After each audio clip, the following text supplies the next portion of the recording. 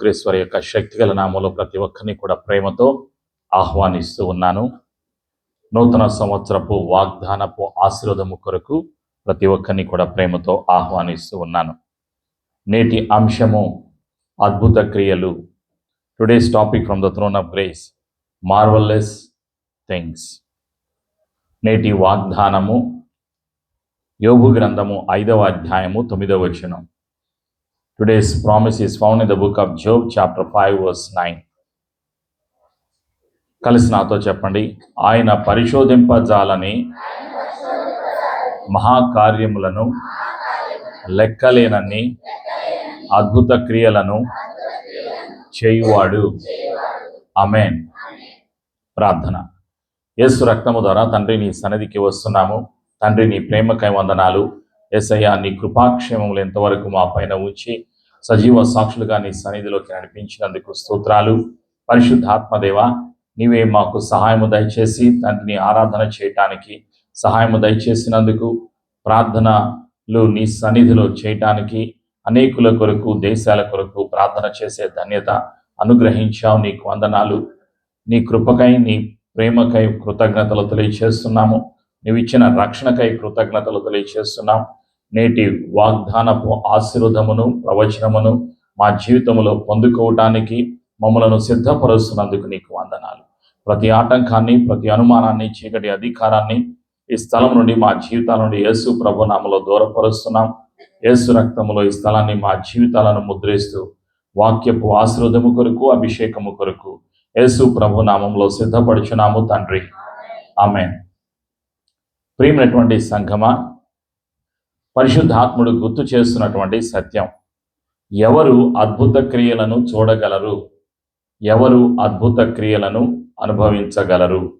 ఆలోచన చేయండి. ఈ లోకములో అనేక మంది ప్రజలు ఉన్నారు. కోటాను కోట్ల మంది ప్రజలు ఉన్నారు. అయితే తండ్రి ప్రతి ఒక్కరిని కూడా ప్రేమిస్తూ ఉన్నారు. అందరిలో దేవుడు తన యొక్క ప్రేమను చూపిస్తూ ఉన్నాడు. అయితే అద్భుతాలు ఎవరు అనుభవించగలుగుతారు అని ఆలోచన చేస్తే, ఎన్నుకోబడినటువంటి వారు మొదటిగా, రెండవదిగా పిలవబడినటువంటి వారు, మూడవదిగా అభిషేకించబడినటువంటి వారు, వీళ్ళు అద్భుతాలను చూడగలుగుతారు. అద్భుతాలను వారి జీవితాల్లో అనుభవించగలుగుతారు.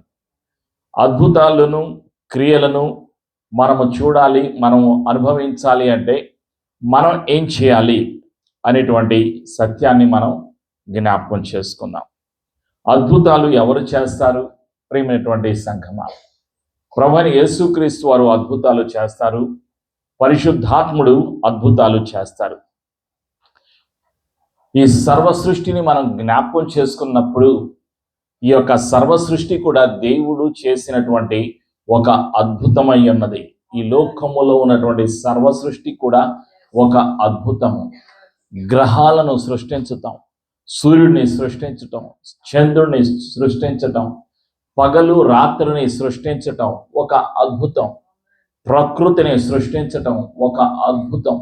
అనేక రకాలైనటువంటి చెట్లు, అనేక రకాలైనటువంటి కూరగాయలు, అనేక రకాలైనటువంటి పళ్ళు సృష్టించటం, ఇది ఒక అద్భుతం. ఆలోచన చేయండి.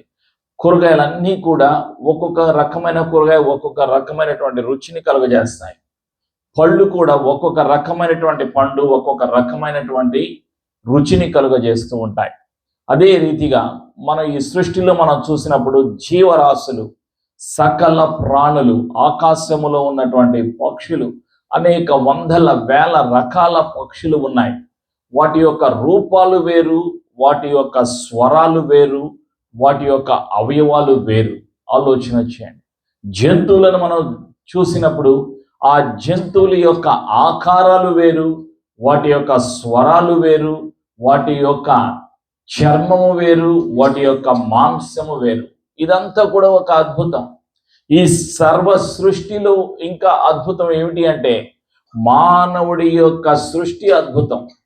ఈ సర్వ సృష్టిని దేవుడు తన యొక్క మాటతో చేసి ఉన్నాడు. అయితే మానవుని మాత్రం తన రూపములో తన పోలిక చొప్పున మట్టి ముద్దను తీసుకొని తన రూపాన్ని ఇచ్చి తన రూపములో నిర్మించబడినటువంటి మానవుడి యొక్క నాసికారంధ్రములో దేవుడు జీవవాయువును ఊదగా మనిషి జీవించేటువంటి ప్రాణి అయ్యాడు. ఆలోచన చేయండి. మనిషి యొక్క శరీరము సృష్టి ఒక అద్భుతం. మనిషి యొక్క శరీరంలో ఉన్న ప్రతి అవయవం కలిసి ఒక శరీరంలో పనిచేస్తూ ఉన్నాయి. ఆలోచన చేయండి. ఇప్పుడు నీ చేతికి ఉన్నటువంటి వేలు ముద్దలు మరొకరికి లేవు. నీ కళ్ళకు ఉన్నటువంటి కనురెప్పలు మరొకరికి లేవు. ఆలోచన చేయండి. అందుకే మనం ఇమిగ్రేషన్లోకి వెళితే అక్కడ చెక్ చేస్తూ ఉంటారు. ఏం చేస్తారు? మన వేలు ముద్దలను తీసుకుంటారు. తర్వాత ఇమిగ్రేషన్లో మన కళ్ళను ఇక్కడ చూడండి అంటారు స్కానర్లో. ఆలోచన చేయండి. అంటే మీలాంటి కనుబొమ్మలు, నాలాంటి కనుబొమ్మలు మరొకరికి లేవు. వేలు ముద్దలు మరొకరికి లేవు. ఆలోచన చేయండి. కొన్ని వందల వేల కోట్ల మంది ప్రజలు ఈ లోకంలో ఉన్నారు. అయితే దేవుని యొక్క శక్తిని, దేవుని యొక్క ఉనికిని, దేవుని యొక్క మహిమను ఈ యొక్క సర్వ సృష్టిలో మనం చూస్తాం. ఈ సర్వ సృష్టి పైన మానవుడికి అధికారాన్ని తండ్రి అనుగ్రహించి ఉన్నాడు. ఆలోచన చేయండి. మొదటి మానవుడు ఈ లోకములో నివసించినటువంటి సంవత్సరాలు ఆది కాండములో మనం చూస్తాం. 5వ అధ్యాయంలో రాయబడినటువంటి సత్యం. మొదటి మానవుడు భూలోకములో 930 సంవత్సరాలు జీవించాడు. ఆలోచన చేయండి. దేవుని యొక్క సంకల్పం అసలు ఏ మానవుడు చనిపోకూడదు. ప్రతి ఒక్కరూ జీవించాలి, ఎల్లప్పుడూ జీవించాలి. ఎక్కడ జీవించాలి? తండ్రి ఇంటిలో, తండ్రి సమక్షములో మానవుడు జీవించాలి. ఇదే తండ్రి యొక్క ప్రణాళిక, తండ్రి యొక్క ఆలోచన. మరి ఎందుకు మానవుడు చనిపోతున్నాడు? పాపానికి వచ్చినటువంటి జీతము మరణము. ఆది మానవుడు, మొదటి మానవుడు, మొదటి స్త్రీ అవ్వ, వాళ్ళిద్దరికి చావు లేని వారుగా దేవుడు సృష్టించాడు. వాళ్ళకి అసలు వస్త్రాలు కూడా అవసరం లేదు. మహిమతో నింపబడి ఉన్నారు, తండ్రి ప్రేమతో నింపబడి ఉన్నారు, దేవుని యొక్క సన్నిధిలో వాళ్ళు ఉన్నారు. దేవుడు సెలవిచ్చాడు. ఏమిటి? నీవి తోటలో ఉన్నటువంటి పళ్ళన్నీ కూడా తినవచ్చు, కానీ ఆ యొక్క మంచి చెడులను ఇచ్చేటువంటి పండును మాత్రం తినవద్దు అన్నాడు. ప్రియమైనటువంటి సంగమా, అయితే సాతానుడు, అపవాది సర్పము లోపలికి ప్రవేశించి సర్పము అబద్ధం మోసం చేసి వాడు ఆ పండు తినేలాగా చేశాడు అపవాది. ప్రియమైనటువంటి సంగమా, ఏ క్షణానైతే వాళ్ళు ఆ యొక్క పండును తిన్నారో ఆ క్షణాన వాళ్ళు ఆత్మీయంగా మరణించారు. భౌతిక పరమైనటువంటి మరణాన్ని కూడా వాళ్ళు రుచి చూడగలిగారు. ఈ లోకములో ఏ కులమైనా, ఏ దేశమైనా ప్రతి మానవుడు మరణాన్ని అనుభవించవలసిందే. కారణం, మనిషి మట్టి నుండి తీయబడ్డాడు. నీవు మన్నే గనక తిరిగి మన్నే అయిపోతావు. వాళ్ళు ఏ విధంగా అయినా సరే కాల్చివేయబడిన, పాతి పెట్టబడిన మనిషి తిరిగి మట్టిలోకి చేరతాడు. అయితే ఆత్మ శాశ్వతమైనది. ఆత్మ ప్రాణము ఎప్పుడు కలిసే ఉంటాయి. ప్రియమైనటువంటి సంఘమా, ఆ ఆత్మ దేవుని సన్నిధికి వెళుతుంది. ఎప్పుడు వెళుతుంది? పరిశుద్ధుడైనటువంటి యేసయ్య కృప ద్వారా రక్షణ పొందుకున్న వారి యొక్క ఆత్మలు, యేసు ప్రభువు వారి యొక్క పరిశుద్ధ రక్తములో కడగబడిన వారి యొక్క ఆత్మలు, సార్వత్రిక సంఘము పరిశుద్ధుడైనటువంటి యేసు ప్రభువు వారిని కలుసుకుని నిత్య నివాసములోకి ప్రవేశిస్తారు. అక్కడ మరణము లేదు. ఆ నిత్య నివాసములో, పరలోకములో రోగము లేదు. ఆ పరలోకములో చీకటి లేదు. ఆ పరలోకములో అంధకారము లేదు. ఆ పరలోకములో సమస్యలు లేవు. ఆ పరలోకములో బాధలు లేవు, భయాలు లేవు. భయాలన్నీ ఈ భూలోకములోనే ఉన్నాయి. ఆలోచించండి. మొదటి మానవుడు భయము లేనివాడుగా దేవుడు సృష్టించాడు. కానీ ఈ భయం ఎందుకు వచ్చింది? పాపం చేయటం వలన భయం వచ్చింది. మొదటిసారి భయపడ్డాడు ఎవరు? ఆది మానవుడైనటువంటి ఆదాము. దేవుడు సంచరిస్తూ ఉన్నాడు ఏదెను తోటలో. ఆయనకి సమస్తము తెలుసు. ఆయన ఆది సంభూతుడు, సర్వ సృష్టికి కారణభూతుడైనటువంటి దేవుడు, సర్వజ్ఞాని అయినటువంటి దేవుడు, సర్వశక్తిమంతుడైనటువంటి దేవుడు, చూస్తున్నటువంటి దేవుడు. ఆదామును ఎవరు చూస్తున్నారు?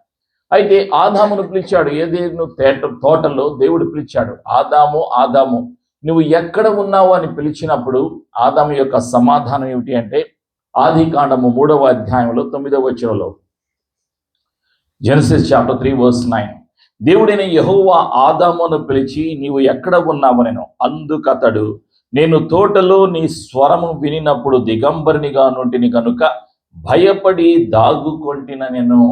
ఆలోచన చేయండి. మొదటిసారిగా భయపడ్డాడు ఆది మానవుడైనటువంటి ఆదాము. భయం ఎక్కడి నుంచి వచ్చింది? పాపము ద్వారా భయము ఈ లోకంలోకి వచ్చింది. ఆలోచన చేయండి. భయం ఎక్కడైతే ఉంటుందో అక్కడ పాపము ఉంటుంది. దేవుడు భయపడే వారినిగా మనల్ని సృష్టించలేదు, ధైర్యవంతుల్నిగా దేవుడు సృష్టించాడు. ఈ సృష్టి పైన అధికారాన్ని ఆది మానవుడికి దేవుడు అనుగ్రహించాడు. ఆది మానవుడు ఆదాము పాపము ద్వారా అధికారాన్ని కోల్పోయాడు, రక్షణ వస్త్రాన్ని కోల్పోయాడు, మహిమను కోల్పోయాడు, తండ్రి ప్రేమను కోల్పోయాడు, తండ్రి ఇచ్చినటువంటి ఆశీర్వాదాన్ని కోల్పోయాడు, ఆయుష్ను కోల్పోయాడు, సకల ఆశీర్వాదాలను కోల్పోయాడు. ఈ విధంగా పాపము ఈ లోకములోకి ప్రవేశించింది. అయితే దేవుని యొక్క సంకల్పం ఏమిటి?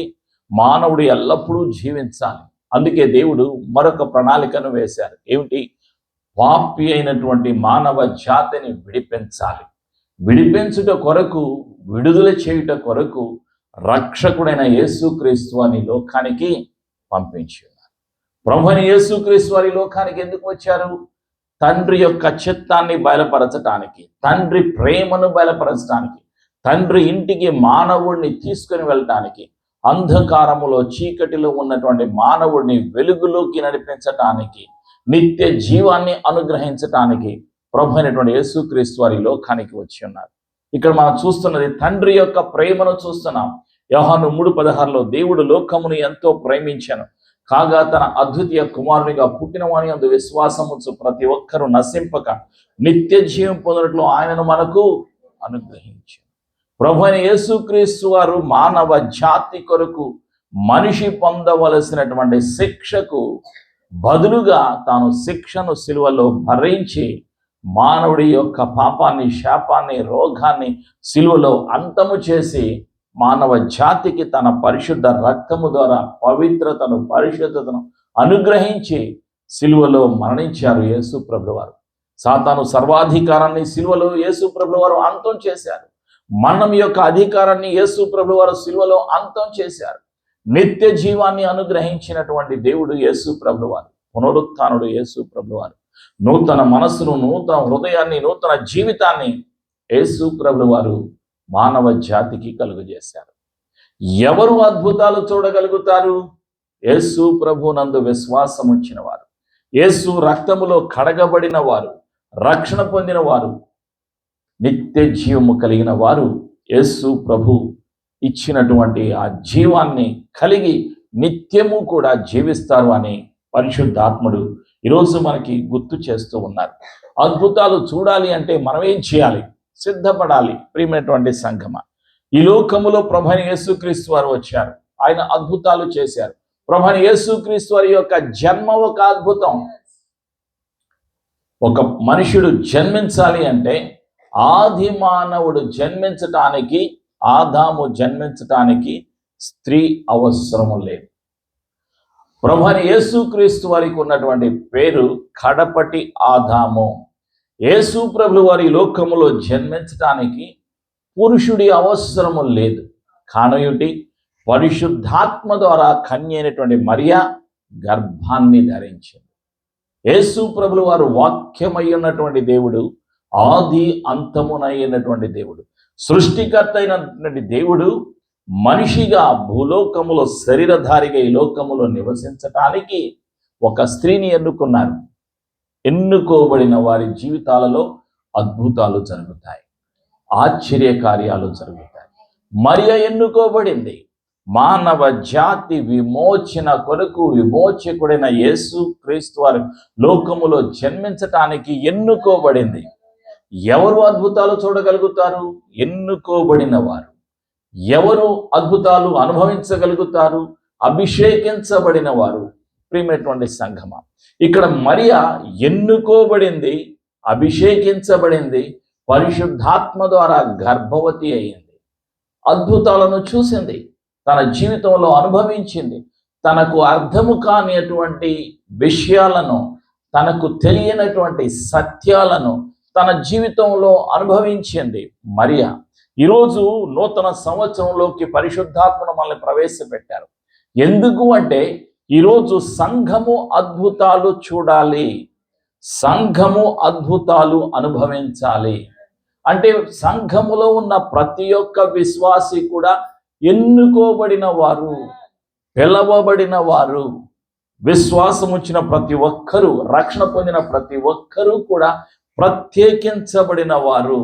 పరిశుద్ధాత్మ కార్యాలు పొందటానికి నీవు నేను పిలవబడ్డాము అన్న సత్యాన్ని నీవు నేను మరచిపోకూడదు. ప్రియమైనటువంటి సంఘమా, ఆయన మనలో నివసించటానికి ఇష్టపడుతున్నాడు. పరిశుద్ధాత్ముడు ఎక్కడ ఉండాలనుకుంటున్నాడు? మన హృదయములో, మన జీవితములో ఎల్లప్పుడూ నివసించటానికి ఆయన ఇష్టపడుతున్నాడు. అందుకే యేసు ప్రభువు వారు ప్రార్థన చేశారు, శిష్యులకి వాగ్దానం చేశారు, మిమ్ములను నేను ఒంటరిగా వదిలిపెట్టడం లేదు, మీరు అనాథలు కాదు. ఆదరణకర్త అయినటువంటి సత్య స్వరూపియగు ఆత్మ వచ్చినప్పుడు ఆయన ఎల్లప్పుడూ మీలో నివసించును, మీతో ఉండును అని యేసు ప్రభువు వారు వాగ్దానం చేసి ఉన్నారు. ప్రియమైనటువంటి సంగమా, పరిశుద్ధాత్ముడు ఎక్కడ ఉంటారు? ఆయన మనలో ఉండటానికి ఇష్టపడుతూ ఉన్నారు. యేసు ప్రభువు వారు ఎక్కడ ఉండాలని ఆశపడుతున్నారు? మన జీవితంలో ఉండాలని ఆశపడుతూ ఉన్నారు. నీవు నేను ఎప్పుడైతే మన హృదయాన్ని తెరుస్తామో, మన జీవితాన్ని తెరుస్తామో యేసయ్య కొరకు, పరిశుద్ధాత్మ కొరకు, అప్పుడు ఆయన మనలోకి వచ్చి మనలో స్థిర నివాసము ఏర్పాటు చేసుకుంటారు. ప్రియమైనటువంటి సంగమా, ఈ శరీరము తాత్కాలికమైనది. ఈ శరీరము ఒకరోజు మట్టిలో కలిసిపోతుంది. కానీ నిరంతరము ఉండేది రక్షణ, నిరంతరము ఉండేది తండ్రి ప్రేమ, నిరంతరము ఉండేది యేసయ్య కృప, నిరంతరము ఉండేది పరిశుద్ధాత్ముడు. ఆ నిరంతరము ఉండేటువంటి స్థలములోకి నిన్ను నన్ను తీసుకొని వెళ్ళటానికి పరిశుద్ధాత్ముడు మనకి సహాయం చేస్తూ ఉన్నాడు. ఆయన పేరే సత్య స్వరూపియగు ఆత్మ. సత్యములోకి, జీవములోకి నడిపించటానికి ఆయన ఇష్టపడుతూ ఉన్నాడు. తండ్రి యొక్క చిత్తాన్ని మనలో జరిగించడానికి ఆయన ఇష్టపడుతూ ఉన్నారు. అద్భుతాలు మనము చూడాలి, ఇది దేవుని యొక్క సంకల్పం. యేసయ్యను ఈ లోకానికి పంపించారు తండ్రి. మానవులు తెలుసుకోవాలి. ఏమిటి తెలుసుకోవాల్సింది? తండ్రి ప్రేమను గుర్తించాలి, గౌరవించాలి, తండ్రి ప్రేమను పొందుకోవాలి. తండ్రి అనుగ్రహించిన ప్రణాళికలో మానవ జాతి తిరిగి పునరుద్ధరించబడాలి. అందుకొరకే యేసు ప్రభువు వారి లోకానికి వచ్చారు. యేసు ప్రభువు వారు తండ్రి చిత్తాన్ని జరిగించారు. అంతం వరకు తన యొక్క జీవితాన్ని సమర్పించారు. యేసు ప్రభువు వారి లోకములో నివసించినటువంటి ఆ యొక్క 33.5 సంవత్సరాల్లో అనేక మందిని స్వస్థపరిచారు. వందల వేల మందిని ప్రభువైన యేసుక్రీస్తు వారు స్వస్థపరిచారు. ఆయన స్వస్థపరిచేటువంటి దేవుడు.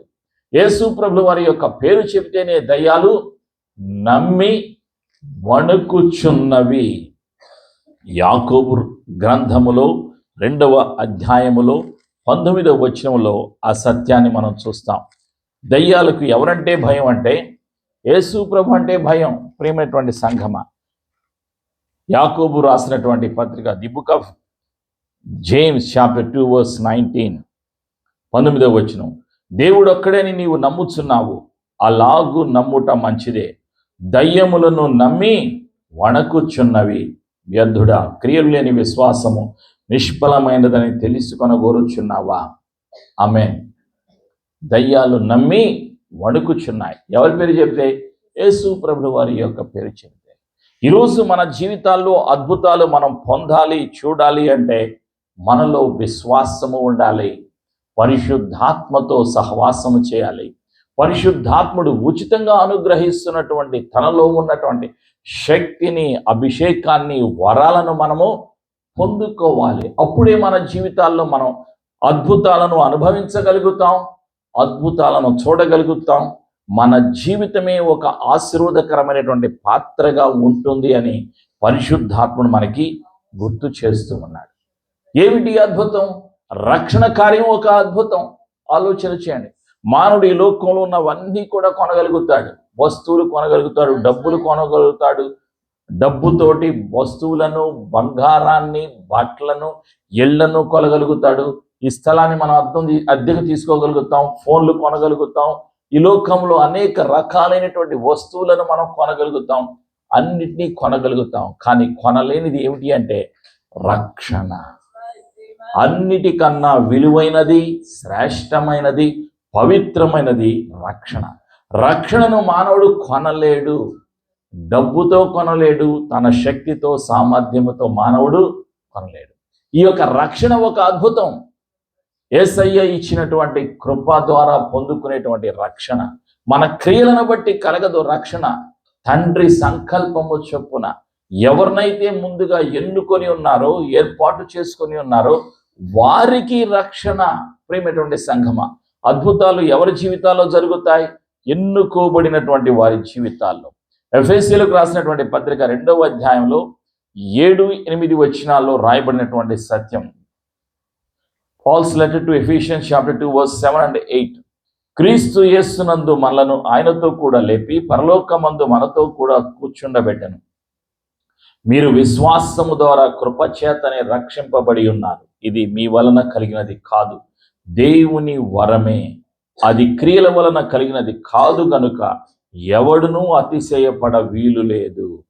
మరియు వాటి యందు మనము నడుచుకొనవలని దేవుడు ముందుగా సిద్ధపరిచిన సత్క్రియలు చేయుటకై మనము క్రీస్తు యేసునందు సృష్టింపబడిన వారమై ఆయన చేసిన పని అయి ఉన్నాము.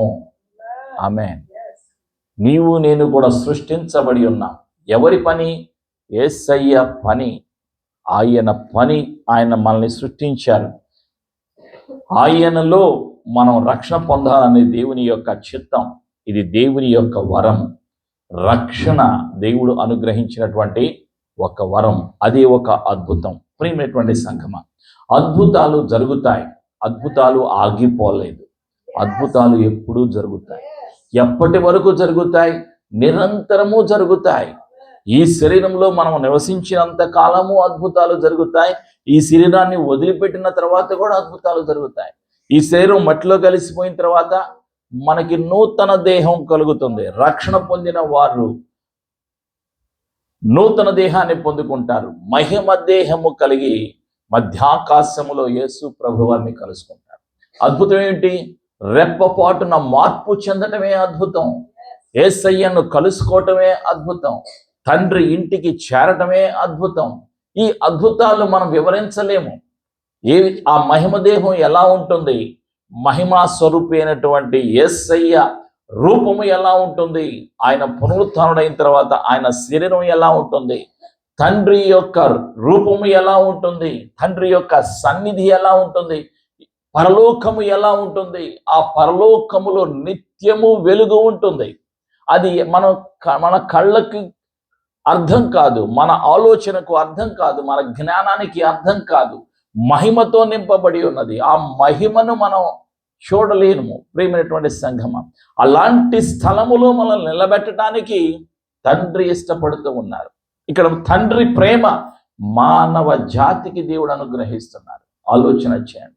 ఈ లోకములో జంతువులకు లేనిది, సృష్టి లేనిది మానవ జాతికి దేవుడు అనుగ్రహిస్తున్నాడు. తండ్రి మహిమ కలిగి తండ్రి ఇంటిలో నిత్యము మనము నివసించటానికి ఆ ధన్యత అనుగ్రహిస్తున్నాడు. ఆ స్థలము ఒక అద్భుతము. అది శాశ్వతము ఉండేటువంటి స్థలము. ఆ పరలోకము శాశ్వతమైనది. అది ఒక అద్భుతము. ప్రియమైనటువంటి సంగమ, కాబట్టి అద్భుతాలు ఉన్నాయి, అవి జరుగుతూ ఉంటాయి. మన శరీరానికి ప్రాధాన్యత ఇస్తాం. ఈ లోకములో ఉన్న వాటికి ప్రాధాన్యత ఇస్తాం. ఈ లోకములో మనం నివసించినంత కాలం ఉండటానికి ఇల్లు కావాలి, తినటానికి భోజనము కావాలి. ఈ యొక్క భోజనం కొరకు, ఉండటానికి ఇల్లు కొరకు, వేసుకోవటానికి బట్టల కొరకు మనము డబ్బును ఖర్చు పెడుతూ ఉంటాం. అయితే వీటన్నిటికన్నా విలువైనటువంటి రక్షణను కాపాడుకోవటానికి మనం సిద్ధపడాలి. రక్షణలో మనము నిలిచి ఉండటానికి మనం సిద్ధపడాలి. రక్షణ పాత్రను ప్రకటించేవారుగా మనము సిద్ధపడాలి. అప్పుడే మనము రక్షకుడైన యేసయ్య ఇచ్చినటువంటి వాగ్దానాలను పొందుకుంటాం.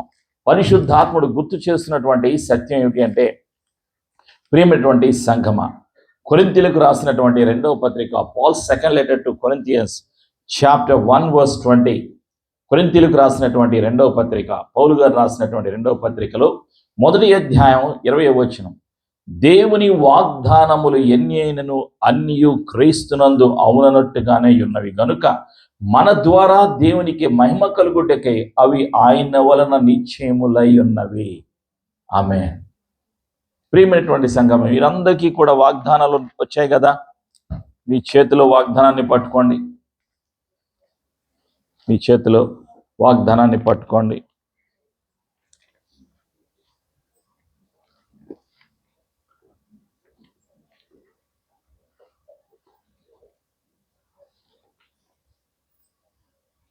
ఆ వాగ్దానాన్ని చదవండి. మీరు దుఃఖింతురు కానీ మీ దుఃఖము సంతోషమగును. మీ వాగ్దానాన్ని చదవండి. మీరు చదవండి, మీ వాగ్దానాన్ని మీరు చదవండి. ఆ వాగ్దానాన్ని మీరు పలకండి. ఈ వాగ్దానము యేసయ్య నామములో నా జీవితములో నెరవేరుతుంది. ఆమేన్. ఇది వాగ్దానం. యోబు గ్రంథం 5వ అధ్యాయం 9వ వచనంలో మనం చదువుకున్నాం. ఆయన పరిశోధింపజాలని మహాకార్యములను లెక్కలేనన్ని అద్భుత క్రియలను చేయవాడు. లెక్కలేనన్ని అద్భుత క్రియలు ఆయన చేయడానికి ఇష్టపడుతూ ఉన్నాడు. ప్రియమైనటువంటి సంఘమ, ఇవి వాగ్దానాలు, ఇవి నెరవేరుతాయి. అయితే మనం ఏం చేయాలి? విశ్వాసము కలిగి జీవించాలి, సిద్ధపడాలి, పరిశుద్ధాత్ముడి యొక్క సహాయము తీసుకోవాలి. తగిన సమయములో ఈ వాగ్దానాలన్నీ కూడా నెరవేరుతాయి. ఆకాశము భూమి గతించును గాని నా మాటలు గతించు అని దేవుడు సెలవిస్తున్నాడు. ఆయన పలికిన ప్రతి మాట, ప్రతి ప్రవచనము నిత్యము నెరవేరుతుంది. అందుకు మనం సిద్ధపడాలి. మనం ఈ లోకములో నివసిస్తూ ఉన్నాం, శరీరములో నివసిస్తున్నాం. నేను ఒక ఆత్మ, నీవు ఒక ఆత్మవై ఉన్నావు, ప్రాణము కలిగి శరీరములో నివసిస్తున్నావు. కలిసి నాతో చెప్పండి, నేను ఒక ఆత్మనై ఉన్నాను, ప్రాణము కలిగి శరీరములో నివసిస్తున్నాను. ఆమేన్. మన శరీరాలలో అద్భుతాలు జరుగుతాయి, మన ఆత్మీయ జీవితములో అద్భుతాలు జరుగుతాయి, మన మానసిక జీవితంలో అద్భుతాలు జరుగుతాయి. అద్భుతాలు నిరంతరము జరుగుతూ ఉంటాయి, జరగాలి. అందుకొరకే మనం ఇంకా సజీవంగా ఉన్నాం. ఆయన జరిగించడానికి ఇష్టపడుతూ ఉన్నాడు. యేసు ప్రభువు వారు చేశారు అద్భుతాలు. ప్రియమైనటువంటి సంఘమా, చనిపోయిన వారిని బ్రతికించారు యేసు ప్రభువు వారు. ఎవరు బ్రతికించలేరు. 4 రోజుల కింద చనిపోయినటువంటి లాజరు బయటికి రా అంటే 4 రోజుల కింద చనిపోయినటువంటి లాజరు బయటకు వచ్చాడు. అప్పుడు వారికి అందరూ కూడా ఆశ్చర్యపోయారు. చనిపోయి 4 రోజులు అయిపోయి తిరిగి లాజరు బయటకు వచ్చాడు. తండ్రి మహిమ కొరకు అద్భుతాలు జరుగుతాయి. అద్భుతాలు ఎందుకు జరుగుతాయంటే తండ్రి మహిమ కొరకు జరుగుతాయి.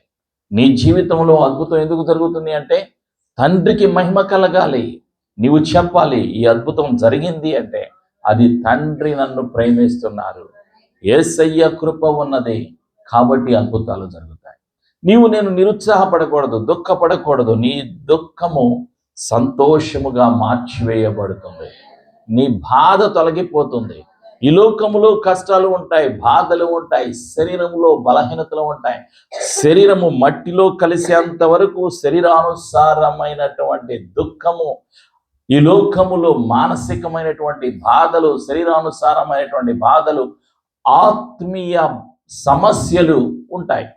భౌతికపరమైన, ఆర్థికపరమైన, మానసికపరమైన, ఆత్మీయపరమైన సమస్యలన్నీ కూడా ఈ లోకములోనే ఉంటాయి.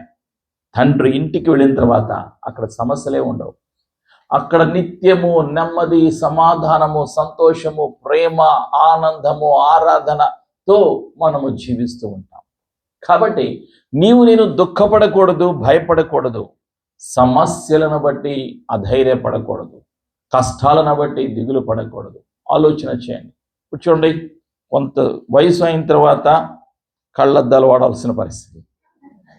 ఇంకా పరలోకానికి కళ్ళద్దాలు కూడా అవసరం లేదు, మనకి కరెంటు కూడా అవసరం లేదు. అక్కడ ఆయన నిత్య వెలుగు అయి ఉంటారు. మనకి చక్కగా మన యొక్క శరీరాలు ఇప్పుడు చూడండి, బలహీన పడిపోతాం, భౌతికంగా బలహీన పడిపోతూ ఉంటాం. అక్కడ మనం బలవంతులుగా ఉంటాం. అందరూ యవనస్తులుగా ఉంటారు పరలోకంలో. ఆలోచించండి, మీరు సహజంగా హాస్పిటల్కి వెళ్తారు కదా, అనారోగ్యం కలిగినప్పుడు వాళ్ళు అన్ని టెస్టులు చేస్తారు, అన్ని రకాలైన పరీక్షలన్నీ చేస్తారు. చేసి చెప్తారు, ఏమని చెప్తారు అంటే, ఈ సమస్య ఉన్నది కాబట్టి, ఈ బలహీనత ఉన్నది, ఈ రోగం ఉన్నది అని చెప్తారు. అయితే మనిషి యొక్క శరీరంలో ఏ బలహీనత ఉన్నదో, ఏ సమస్య ఉన్నదో సృష్టికర్త అయిన యేసయ్యకు తెలుసు. డాక్టర్లు ఎక్స్రేలు చూసి పరీక్షలన్నీ చేసి చెప్తారు, రక్త పరీక్ష చూసి స్కానింగ్లు చేసి అన్ని పరీక్షలన్నీ చేసి అవన్నీ చూసి పుస్తకాల్లో రాయబడినటువంటి ఏ రోగానికి ఏ మందు ఇయ్యాలో వాళ్ళు చెబుతూ ఉంటారు. యేసయ్యకు అన్నీ కూడా తెలుసు. ఆది అంతమునై ఉన్నటువంటి దేవుడు ఆయన, ప్రతి ఒక్కరిని కూడా చూస్తున్నటువంటి దేవుడు. సామెతల గ్రంథం 15వ అధ్యాయం 3వ వచనంలో ఆ సత్యాన్ని మనం చూస్తాం. దేవుడు చేసేటువంటి పనిని పరిశుద్ధాత్ముడు మనకి గుర్తు చేస్తూ ఉన్నాడు. సామెతల గ్రంథము 15:3లో రాయబడినటువంటి సత్యం, ప్రియమైనటువంటి సంగమా, యెహోవా కన్నులు ప్రతి స్థలము మీద నుండును, చెడ్డవారిని మంచివారిని అవి చూచుచుండును. ప్రతి ఒక్కరిని కూడా ఆయన చూస్తూ ఉన్నాడు. చాలామంది అనుకుంటారు, నన్ను ఎవ్వరు చూడలేదు. ఎవరు చూడలేదు? మీ అమ్మ చూడలేదు, మీ నాన్న చూడలేదు, నీ కొడుకు చూడలేదు, నీ కూతురు చూడలేదు. నువ్వెంత కష్టపడుతున్నావో గల్ఫ్ దేశాల్లో వాళ్ళకి తెలియదు. ఏ విధంగా నువ్వు ఇల్లు కట్టావో, ఏ విధంగా వాళ్ళకి చదువులు చెప్పించావో, ఏ విధంగా వాళ్ళకి ఫీజులు కడుతున్నావో, ఏ విధంగా నీ వాళ్ళని పోషిస్తున్నావో, నీ భౌతికపరమైన కష్టము, నీ యొక్క ప్రార్థన జీవితము వాళ్ళకి తెలియదు. కానీ యేసయ్యకు సమస్తము తెలుసు. నీ కష్టము, నీ దుఃఖము, నీ బాధ, నీ సమస్య అన్నీ తెలిసినటువంటి దేవుడు ఆయన. నీ సమస్యకు పరిష్కారాన్ని ఇవ్వటానికే, మానవ జాతి యొక్క సమస్యకు పరిష్కారాన్ని ఇవ్వటానికే యేసయ్య లోకానికి వచ్చారు. నీకు తెలియదు ఎప్పుడు నీ కొడుకు, నీ కుమార్తె రక్షణ పొందుకుంటారు, నీ భర్త, నీ యొక్క కుటుంబ సభ్యులు ఎప్పుడు రక్షణ పొందుకుంటారో నీకు తెలియదు. అన్నీ తెలిసినటువంటి దేవుడు మార్గాలను చూపించటానికి యేసయ్యను పంపించారు తండ్రి. ఆ యేసయ్యే మనకి మార్గం. యేసయ్య అంటున్నారు, ఈ లోకంలో నివసించినటువంటి కాలంలో నేనే మార్గమును, నేనే సత్యమును, నేనే జీవమునై ఉన్నాను అని సెలవించారు. యేసయ్య చూపినటువంటి మార్గములోకి నీవు నేను వెళ్ళాలి అన్నది తండ్రి యొక్క సంకల్పం. ప్రియమైనటువంటి సంఘమా, ఆయన శరీరములో నీవు నేను ఒక పాత్రగా ఉండాలి. ఆలోచన చేయండి, మన యొక్క మానవుడి యొక్క శరీరంలో ఉన్నటువంటి అవయవాలన్నీ కూడా కలిసి పనిచేస్తాయి. గుండెకాయ నా ఇష్టం వచ్చాడు నేను పనిచేస్తానంటే కుదరదు. తలలో ఉన్నటువంటి యొక్క మెదడు, చిన్న మెదడు, పెద్ద మెదడు అంటాం మనం. ఆలోచన చేయండి, నా ఇష్టం అంటే కుదరదు. నేనే ఆలోచనలు ఇస్తాను, నా ఇష్టం అంటే కుదరదు. చేతులు, నేనే ఎక్కువ కష్టపడుతున్నాను, నా ఇష్టం అంటే కుదరదు. కాళ్ళు, నేనే నడుస్తున్నాను, నా ఇష్టం అంటే కుదరదు. ప్రక్కటెముకలు, అవయవాలు, ఈ యొక్క శరీరంలో ఉన్నటువంటి నరాలు, కండరాలు చాలా ఉన్నాయి, ఎముకలు చాలా ఉన్నాయి. ఆలోచన చేయండి, ఈ చర్మంలో చాలా పొరలు ఉన్నాయి, ఇవన్నీ కూడా చాలా ఉన్నాయి. ఇవన్నీ కూడా అన్ని కలిసి పనిచేస్తున్నాయి. ఇవన్నీ ప్రతి అవయవం కూడా కలిసి పనిచేస్తున్నాయి. దేని కొరకు? మానవుడి యొక్క శరీరంలో ఉన్న అవయవాలన్నీ కూడా శరీరం కొరకు పనిచేస్తూ ఉన్నాయి. అదే రీతిగా విశ్వాసులందరూ కూడా యేసయ్య శరీరములో ఒక భాగమై ఉన్నాం. సంఘము అంటే క్రీస్తు శరీరము. నీవు విలువ పెట్టి కొనబడి ఉన్నావు అని పరిశుద్ధాత్ముడు గుర్తు చేస్తూ ఉన్నాడు. ప్రియమైనటువంటి సంఘమా, కొరింథీయులకు రాసినటువంటి పత్రికలో మనం చూస్తాం, ఆ సత్యాన్ని పరిశుద్ధాత్ముడు గుర్తు చేస్తూ ఉన్నాడు. కొరింథీయులకు రాసినటువంటి పత్రికలో మనం ప్రత్యేకంగా చూస్తాం.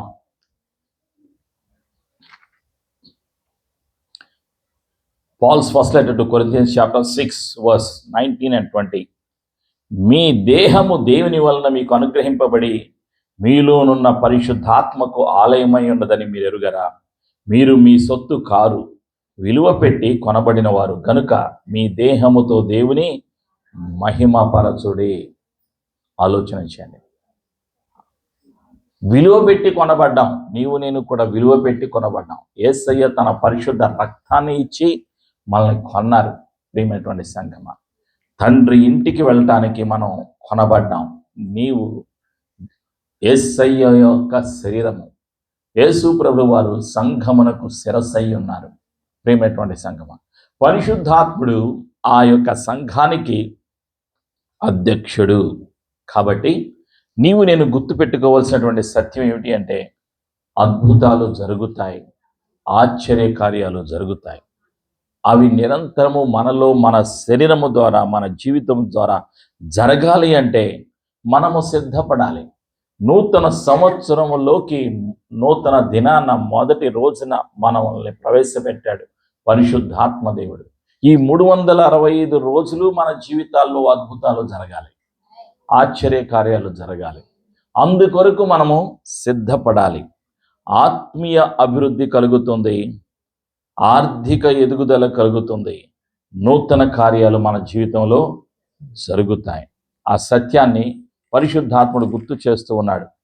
ఫిలిప్పీలకు రాసినటువంటి పత్రికలో కొన్ని సత్యాలు పరిశుద్ధాత్ముడు బయలుపరుస్తూ ఉన్నాడు. ఫిలిప్పీలకు రాసినటువంటి పత్రికలో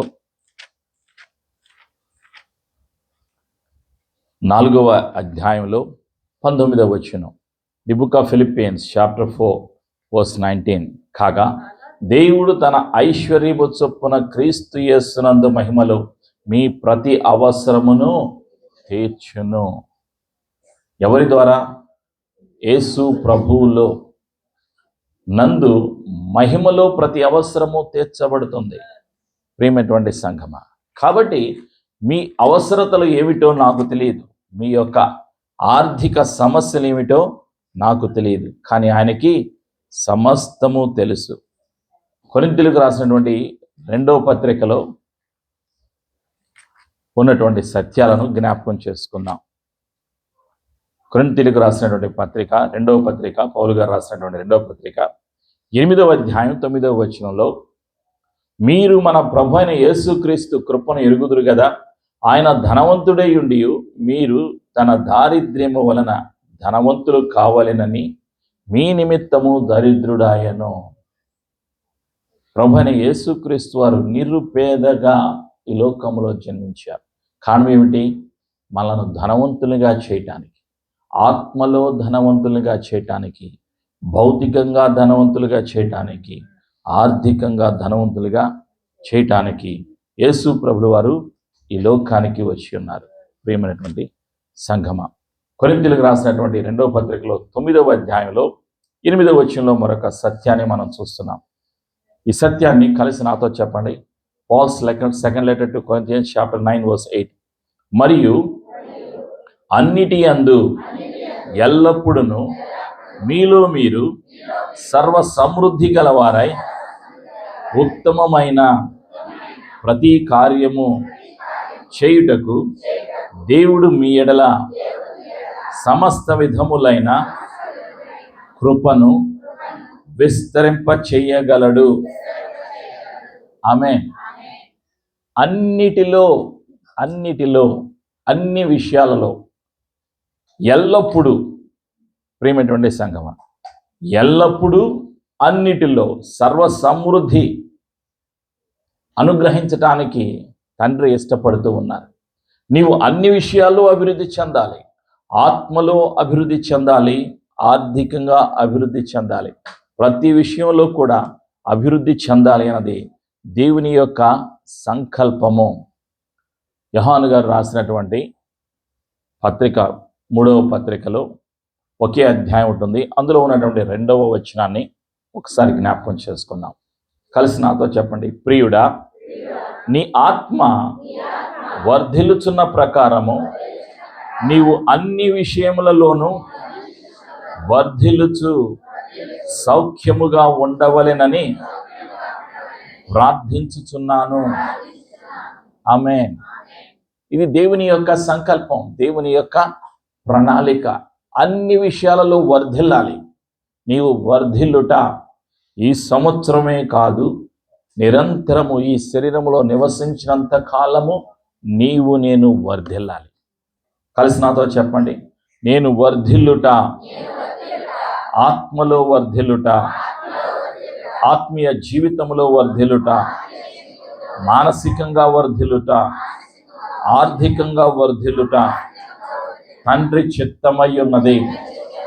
నేను వర్ధిల్లుతాను, ఆశీర్వాదములో వర్ధిల్లుతాను, యేసయ్యలో వర్ధిల్లుతాను, నేను బహుగా ఫలిస్తాను, యేసయ్యలో నేను బహుగా ఫలిస్తాను.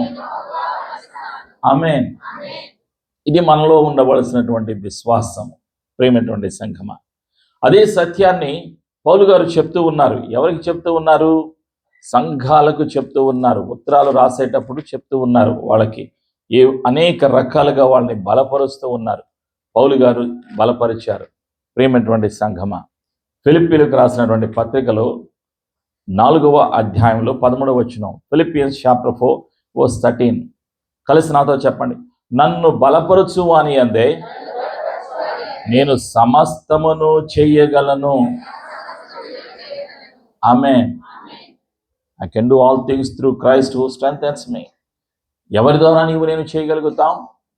యేసయ్య కృప ద్వారా, పరిశుద్ధాత్మ ద్వారా నేను చేయగలుగుతాం. కాబట్టి నీకు ఒక సమస్య వచ్చినప్పుడు నీవు గుర్తుపెట్టుకోవాల్సింది ఏమిటి? వాగ్దానాన్ని గుర్తుపెట్టుకోవాలి, యేసయ్య మాటను గుర్తుపెట్టుకోవాలి, పరిశుద్ధాత్మను గుర్తుపెట్టుకోవాలి. ఆయన మనకి సహాయం దయచేస్తాడు. ప్రియమైనటువంటి సంఘమా, ఆయన మనకి నిత్యము సహాయం దయచేస్తాడు. ఆయన యొక్క సంకల్పం ఏమిటి అంటే నేను వర్ధిల్లాలి, ఆశీర్వాదము కలిగి జీవించాలి అన్నది దేవుని యొక్క సంకల్పం. అందుకే పరిశుద్ధాత్ముడు నూతన సంవత్సరంలోకి ప్రవేశపెట్టిన మనతో మాట్లాడుతున్నాడు. ఏమిటి? వాక్యము ద్వారా మాట్లాడుతున్నటువంటి సత్యం. కొరింథీయులకు రాసినటువంటి మొదటి పత్రిక 15వ అధ్యాయం 57వ వచనం. Paul's first letter to Corinthians chapter 15:57. కలిసి నాతో చెప్పండి, అయినను మన ప్రభు అయిన యేసుక్రీస్తు మూలముగా మనకు జయము అనుగ్రహించుచున్న దేవునికి స్తోత్రము కలుగునుగాక. ఆమేన్. అన్ని విషయాల్లో జయం. ప్రతి సమస్య పైన నాకు జయాన్ని ఇవ్వటానికి ఆయన ఇష్టపడుతూ ఉన్నాడు. కాబట్టి అధైర్యపడకూడదు, దిగులు పడకూడదు, భయపడకూడదు. కలిసి నాతో చెప్పండి, నా సమస్య పైన నాకు జయము కలుగుతుంది.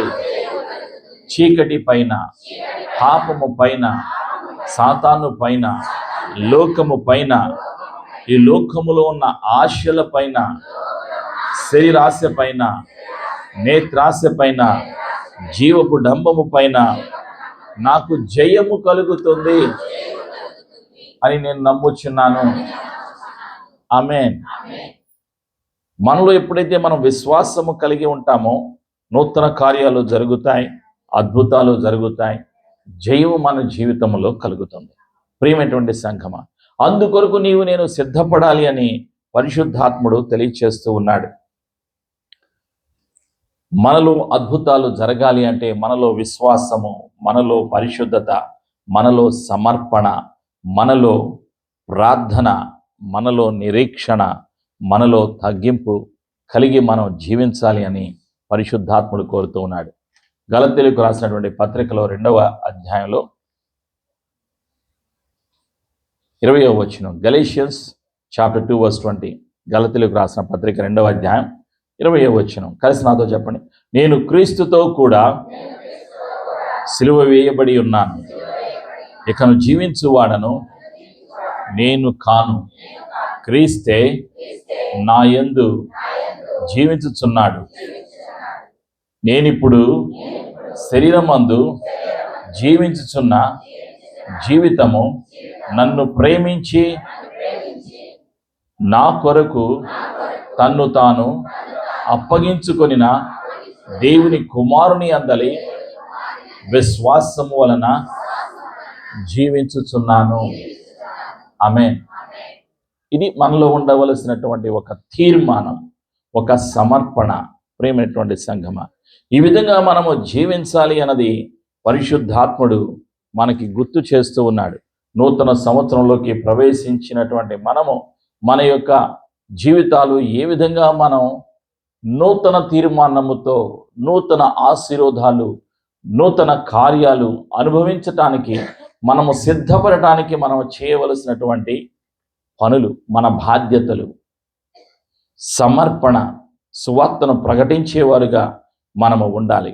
మనం భయపడకూడదు, మనం ధైర్యముగా జీవించాలి అని పరిశుద్ధాత్ముడు గుర్తు చేస్తూ ఉన్నాడు. ప్రియమైనటువంటి సంఘమ, యోహాను రాసినటువంటి సువార్తలో 15వ అధ్యాయంలో 26, 27 వచనాల్లో ఉన్నటువంటి సత్యం. John the gospel chapter 15 verse 26 and 27. తండ్రి యొద్ద నుండి మీ యొద్దకు నేను పంపబోవు ఆదరణకర్త అనగా తండ్రి యొద్ద నుండి బయలుదేరు సత్య స్వరూపైన ఆత్మ వచ్చినప్పుడు ఆయన నన్ను గురించి సాక్ష్యం ఇచ్చును. మీరు మొదటి నుండి నా యొద్ద ఉన్నవారు గనుక మీరును సాక్ష్యం ఇద్దరు. సాక్ష్యం చెప్పాలి. ఎవరి కొరకు సాక్షిగా జీవించాలి? యేసు ప్రభుకు సాక్షిగా నీవు నేను జీవించాలి అని పరిశుద్ధాత్ముడు గుర్తు చేస్తూ ఉన్నాడు. ప్రియమైనటువంటి సంఘమ, ఆయన రాకడ సమీపముగా ఉన్నది. ఆయన రాబోయే ముందు ప్రతి ఒక్కరిని కూడా కోరుకుంటున్నాడు. ప్రతి ఒక్కరిలో ఆశ్చర్య కార్యాలు జరిగించటానికి ఆయన ఇష్టపడుతూ ఉన్నాడు. గలతీయులకు రాసినటువంటి పత్రికలో 6వ అధ్యాయం 14వ వచనం, గలేషియన్స్ చాప్టర్ 6 verse 14. అయితే మన ప్రభు అయిన యేసుక్రీస్తు సిలువ యందు తప్ప మరి దేని యందును అతిశయించుట నాకు దూరమవును గాక. దాని వలన నాకు లోకమునకు నేనును సిలువ వేయబడి ఉన్నాము. ప్రియమైనటువంటి సంగమ, మన ఆలోచనల్లో ఉండవలసింది ఏమిటి అంటే, నీవు నేను దేని యందు అతిశయపడాలి? సిలువను బట్టి అతిశయించబడాలి, పునరుత్థానమును బట్టి అతిశయించాలి. మనము కలిగి ఉన్న వాటిని బట్టి కాదు, మనము పొందుకున్న వాటిని బట్టి కాదు, సిలువను బట్టి అతిశయించాలి, పునరుత్థానమును బట్టి అతిశయించాలి అని పరిశుద్ధాత్ముడు మనకి తెలియచేస్తూ ఉన్నాడు. అందుకే పరిశుద్ధాత్ముడు మనకి ఏం చేస్తాడు? నూతన స్వభావాన్ని అనుగ్రహిస్తాడు. ఆయన మనకి అనుగ్రహిస్తాడు, నిరంతరము మనకి అనుగ్రహిస్తాడు. అప్పుడే మనము పరిశుద్ధాత్మ చేత నడిపించబడగలుగుతాము, శరీరాన్ని జయించగలుగుతాము, లోకాన్ని జయించగలుగుతాము. ఈ నూతన సంవత్సరంలో మనం దేవునికి దగ్గర అవ్వాలి. ఎలా దగ్గర అవుతాం? ఒక ప్రక్కన కష్టాలు ఉన్నాయి, ఆర్థిక సమస్యలు ఉన్నాయి, కుటుంబ సమస్యలు ఉన్నాయి, పిల్లల గురించి దిగులు, భయం, ఆందోళన, అనేక సమస్యలు ఉన్నాయి లోకంలో. అన్నిటికన్నా వీటన్నిటిని ప్రక్కన పెడితే సాధారణుడు కూడా ఉన్నాడు. ఆయన ఎప్పుడు కూడా ఎవరిని మృంగుదునా అని గర్జించు సింహం వలె వెతుకుతూ ఉన్నాడు. తన సమయం కొంచెమే తనకు తెలుసు, అందుకని తను వెతుకుతూ ఉన్నాడు. ఎవరిని వెతుకుతున్నాడు? అన్నిల్లో ఆల్రెడీ ఉంటాడు. రక్షణ పొందిన వారి దగ్గరికే వస్తుంటాడు సాతాను. ఎందుకు?